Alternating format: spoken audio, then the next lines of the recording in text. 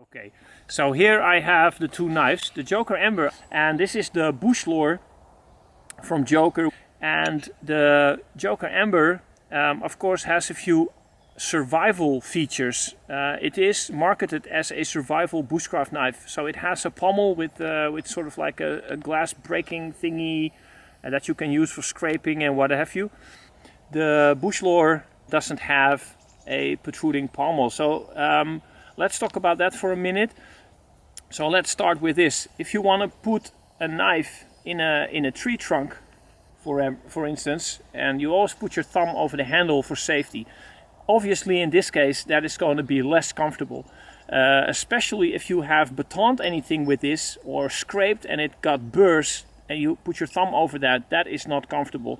Yeah, so putting it somewhere for doing cuts or whatever is not the nicest thing.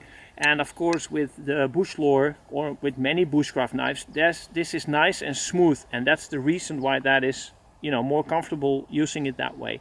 Another reason is when you make a bow drill, for instance, and you have to make a hole in the wood, and you put the knife in your pommel and you push. And of course, again, this pushes in your hand, and that can become quite annoying, again, especially if this is damaged. And a third reason, I mean, there are not big issues, but if you make chest cuts, this goes over your jacket, maybe over your t-shirt, and again, if this is damaged or burred, that can damage your jacket, your Gore-Tex or whatever, or maybe even feel uncomfortable if it runs over your ribs. I mean, not that it is a big issue, either of these things, but it's just a thing that you might consider. So my preference for bushcraft is definitely a smooth pommel here, for all those reasons. Is it a deal breaker? Nah, not necessarily, because there are some things you can do with this. Some people scrape fire steels with them.